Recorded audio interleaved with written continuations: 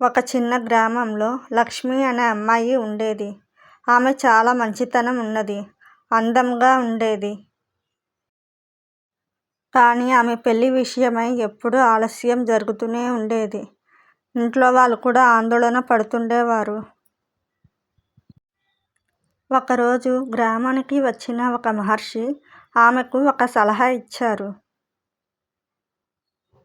ధనుర్మాసంలో వివాహం కావలసిన అమ్మాయిలు ప్రతిరోజు ఉదయం సూర్యోదయానికి ముందు లేచి స్నానం చేసి పంచామృతాలతో మహావిష్ణువుని అభిషేకించి తర్వాత తులసి దళాలు, పూలతో అష్టోత్తర సహస్రనామాలతో స్వామిని పూజించి నైవేద్యం సమర్పించాలి.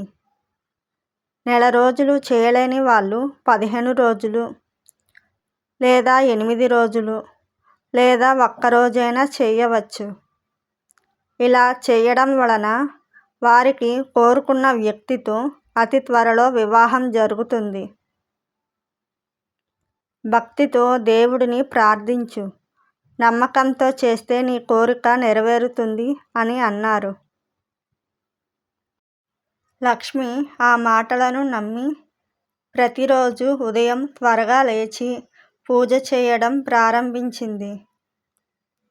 పంచామృతాలతో మహావిష్ణువును అభిషేకించి తులసి దళాలు, పూలతో భక్తిగా ప్రార్థిస్తూ తన మనసులో మంచి భర్త కోసం కోరుకుంది.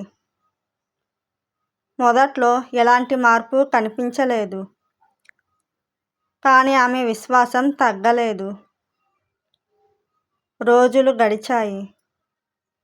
ఒకరోజు ఆమె కుటుంబానికి మంచి ధనవంతుల సంబంధం వచ్చింది. ఆ అబ్బాయి మంచి మనసున్నవాడు, బాధ్యత గలవాడు.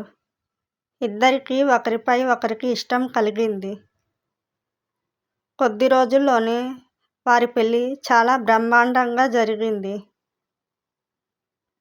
పెళ్లి రోజు లక్ష్మి ఆనందంతో దేవుడికి కృతజ్ఞతలు చెప్పింది.